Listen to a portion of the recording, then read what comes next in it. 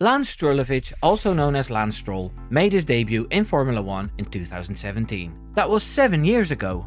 In those 7 seasons, he may have had 2 or 3 standout performances, but overall it was very mediocre what he showed on track. With a bunch of young prodigies coming through the ranks, my question is, what are we gonna do with Lance Stroll? I'm Wimbo.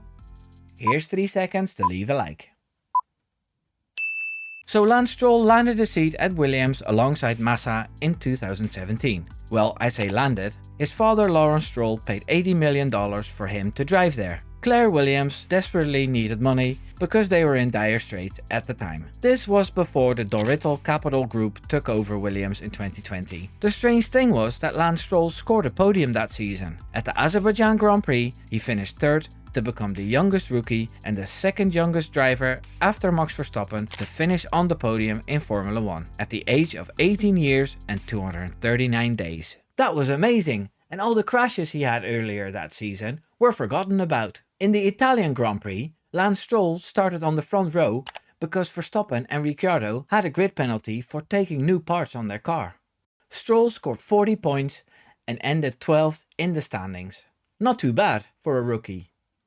The next season, Williams was the slowest car on the grid and his teammate was Sergei Sirotkin. He did manage to score some points and finished 18 in the standings. It was very hard to do better in that package. In 2019, a consortium led by Lawrence Stroll bought Force India and called it Racing Point. Lance obviously immediately had a seat in that team alongside Sergio Perez. The highlight for Lance Stroll that season was a 4th place in a wet German Grand Prix. Sergio Perez beat him in the standings though, and Racing Point finished 7th in the championship. The 2020 season was the one shortened due to COVID-19. Perez missed a few races due to getting the virus, and super sub Nico Hülkenberg filled in and he beat Stroll after being out of an F1 car for ages. This wasn't a great look for young Lance, and there was quite a bit of criticism already. The car was great that season, as it was a carbon copy of the championship winning car of Mercedes in 2019. It was dubbed the Pink Mercedes. Racing Point was fined for copying parts that weren't allowed to be copied, and points were deducted. Stroll scored his only pole position in a wet qualifying in Turkey. He finished 9th. In 2021, he had one highlight in the team that was rebranded Aston Martin, and that was when his new teammate Vettel was battling Pierre Gasly and Hamilton in Monaco, and the TV direction decided to show a replay of Stroll driving over a curb. We got Stroll rolled that day. 2022 was a forgettable season altogether, and in 2023 he was partnered up with the 2-time world champion Fernando Alonso. Under the guidance of ex-Red Bull designer Dan Fallows, they finally had a car capable of more than the midfield. This is where the lack of skill and talent became evident. Fernando Alonso scored 6 podiums in the first 8 races, while Lance Stroll was nowhere to be seen. Lance Stroll didn't do too badly considering he had broken his wrist before the season started, but when that was all healed, his performance didn't go up. The calls for Stroll to be replaced by someone better kept coming, but he was still in the seat for this season. When recording this video, we are 4 races in and Stroll sits P10 in the standings with 9 points. He finished ahead of Alonso after Fernando was given a ridiculous 20-second penalty in Australia. Alonso has 24 points. In Japan, we saw that weird side of Lance Stroll again. Last year, the Canadian threw out his steering wheel and pushed his assistant. In Japan, where Alonso was in contention for a podium, Stroll was fighting to get close to the point. When he was in a battle with Yuki Tsunoda, he came over the radio with this crazy message.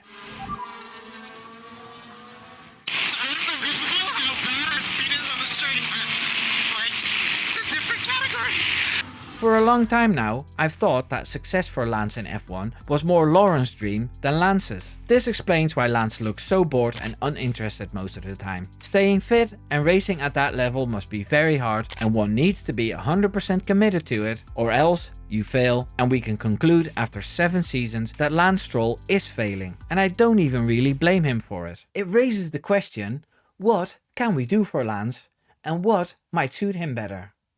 Well, the answer is whack.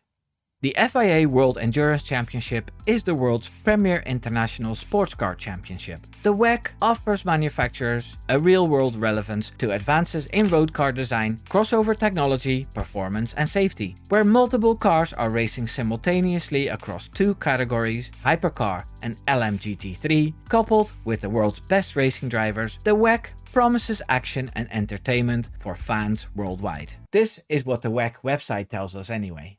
Aston Martin will enter WEC in 2025 with at least one hypercar with the backing of their partner, Heart of Racing. That hypercar was built by Red Bull's chief technical officer, Adrian Newey, and it almost bankrupted them, according to Christian Horner, who did call it a gem of a car. The prototype, called the Valkyrie, will participate in 3 of sports cars racing's most prestigious events: Le Mans, the Rolex 24 at Daytona, and the 12 Hours of Sebring. I think this is a perfect opportunity for a driver with 7 years of experience in the fastest cars at the pinnacle of motorsport to show the world what he's made of. The schedule is less grueling, there's a smaller audience, so the pressure should be a little less, and I'd say that in these longer stints, a fast driver can correct an error, whereas in F1, you're screwed. I don't know enough about endurance racing yet, but I'm willing to start watching it. I expect that this type of motorsport will get a boost when Max Verstappen gets involved in it after his F1 career. The thing with Lance Stroll is that he's a product of his upbringing, and that may have caused him not to have the best attitude at times. Stories of Lance crying in the Williams garage have popped up where he yelled that he didn't want to do it anymore, on top of stories about short trips to a race being done by helicopter as well. So he's spoiled on one end and pushed on the other. This upbringing is showing with the lack of peaks in his results, and his lows are pretty low too, and widely criticized. I don't think he's a bad guy, and I would love to see him succeed, but after 7 years in the sport, we know that this isn't gonna happen. Despite what Pedro de la Rosa said in a recent interview. He claims that Lance was faster than Fernando in some of the races and questioned openly why Lance wouldn't continue. He said, "I mean, there's every reason to continue in the team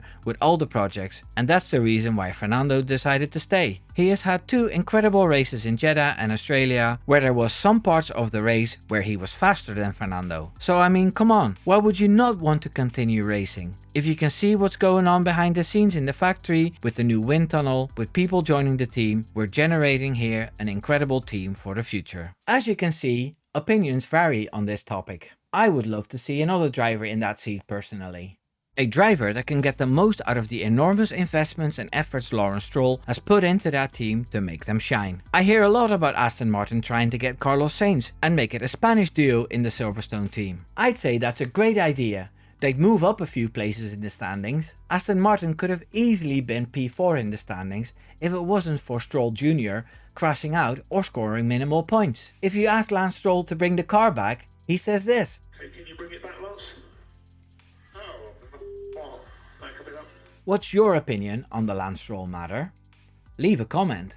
Please leave a like if you forgot to do it at the start, and subscribe if you haven't already. Take care now. Doei doei.